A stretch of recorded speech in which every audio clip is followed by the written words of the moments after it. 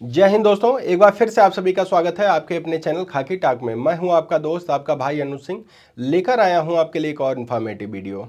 तो आज की इस वीडियो में मैं बात करूंगा आरपीएफ एसआई प्लस कांस्टेबल भर्ती 2024 की।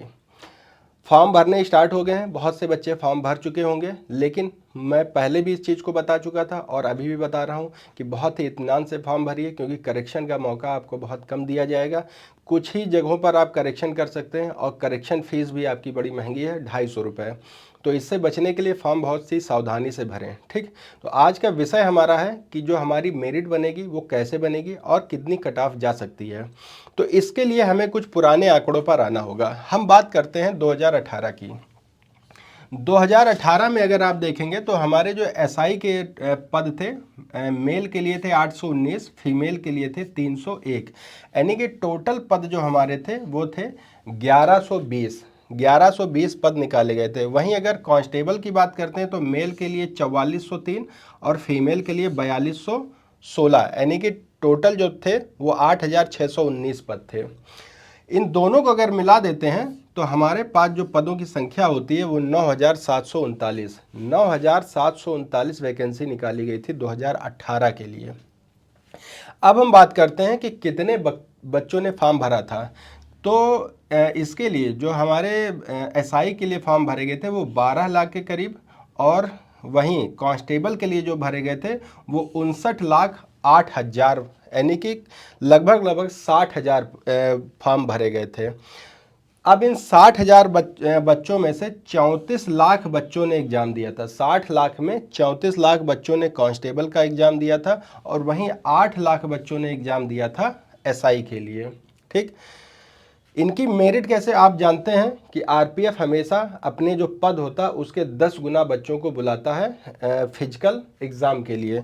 तो 10 गुना बच्चों को जब फिजिकल के लिए बुलाया गया तो उनकी जो फाइनल मेरिट आई, अब यहाँ पर आप मेरिट देखेंगे, मैं सभी जो उनकी सभी पहले जो मेरिट बनती थी वो ग्रुप वाइज बनती थी।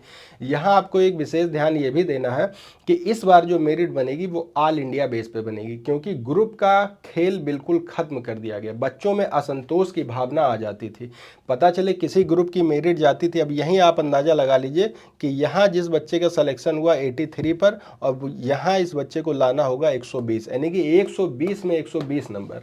तो असंतोष की भावना बहुत ज़्यादा आ जाती थी। इस वजह से सरकार ने कुछ नए नियम लाए हैं, उसके अकॉर्डिंग जोन का खेल खत्म। अब जोन या तो फिर आपसे सिलेक्शन के बाद मांगा जाएगा कि आपका जब सिलेक्शन हो जाए तो आपको प्रेफरेंस देनी होगी कि हम किस जोन में, किस ग्रुप में नौकरी करना चाहते हैं, या फिर हो सकता है कि कुछ पहले ही इसमें बदलाव किए, लेकिन मुझे नहीं लगता। मेरिट आपकी 100% ऑल इंडिया बेस पर बनने वाली है। ठीक है, तो यहाँ देखिए 2018 में जो ग्रुप ए की हम बात करें तो जनरल की गई थी 83.82, ओबीसी की गई थी 82.3, एससी की गई थी 77.90, एसटी की गई थी 78.30, एक्स सर्विसमैन की 53। ठीक, ये हो गए मेल कैंडिडेट। वहीं फीमेल की देखेंगे तो 57, 55, 49, 50। ये ग्रुप ए की बात हो रही है। वहीं अगर फिर ग्रुप बी और ग्रुप सी में लगभग ऐसा ही था, प्लस माइनस 2 नंबर किसी में थे, plus minus 1 number, plus minus 2 number, ऐसे ही करके मेरिट बनी थी। लेकिन जो ज़्यादा डिफरेंस देखने को मिला वो मिला ग्रुप डी में। ग्रुप डी में देखिए आप 117 नंबर जनरल के गए थे, 120 नंबर आपका 120 नंबर का पेपर था, और टोटल 120 नंबर मेरिट चलेगी नॉर्मलाइजेशन के बाद। ठीक है, 86.15 एससी की, 82.53 एसटी की, और एक्स सर्विसमैन की गई थी 61। वहीं फीमेल की बात करें तो यहाँ देखिए आप 57 नंबर लाकर कोई सेलेक्ट हो रहा है और उसको यहाँ पर लाना पड़ रहा है 74 नंबर। डिफरेंस आप देखिए दोनों के बीच। तो इस गैप को ख़त्म करने के लिए इस बार ग्रुप का सिस्टम, जोन का सिस्टम ख़त्म कर दिया गया।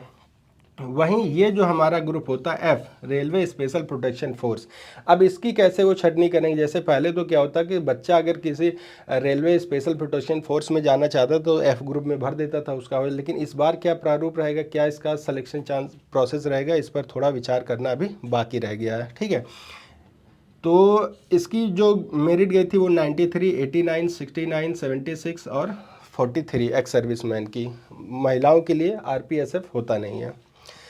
तो अब आ जाते हैं 2024 पे। 2024 में कितने फॉर्म भरे जाएंगे, क्या मेरिट रहेगी और वैकेंसी। सबसे पहले आप जानिए वैकेंसी। एसआई की जो वैकेंसी आई है वो 452 और कांस्टेबल की है वो 4208।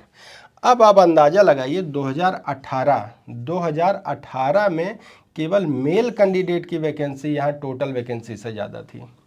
नंबर ऑफ कैंडिडेट जब बढ़ गए हैं, बेरोजगारी की दर जब बढ़ गई है, बेरोजगारों की संख्या ज़्यादा हो गई है, तब आप वैकेंसी कम निकाल रहे हैं। जब बेरोजगार ज़्यादा थे तब जब बेरोजगार कम थे तब आप वैकेंसी ज़्यादा निकालते थे।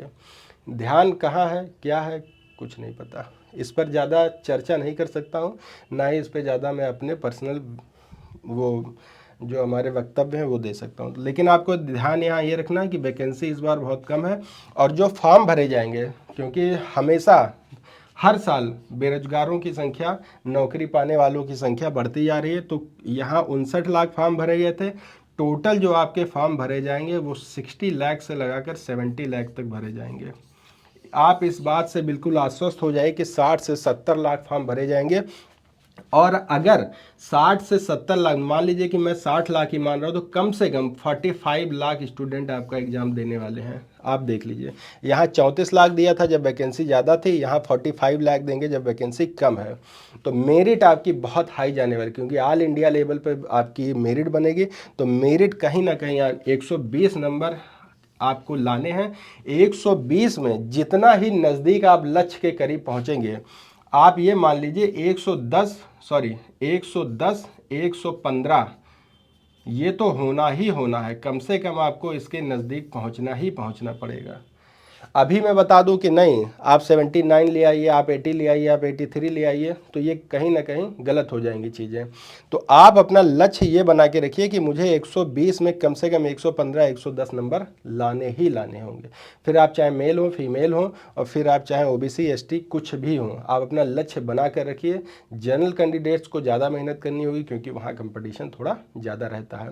और यहीं SC ST के जो बच्चे हैं उनको भी कंपटीशन का लेवल हार्ड देखने को इस बार मिलेगा, क्योंकि परीक्षा जो होगी वो भी अच्छे स्टैंडर्ड पर, अच्छे मानक के हिसाब से ली जाएगी आपसे। ठीक है, तो इससे रिलेटेड अगर आपके पास कोई सवाल है, कोई क्वेरी है, तो मुझे बेशक आप कमेंट करके बता दीजिएगा। 24/7 मैं आपके लिए अवेलेबल रहता हूँ। मिलते हैं एक और वीडियो के साथ, तब तक आप सभी को जय हिंद, जय भारत।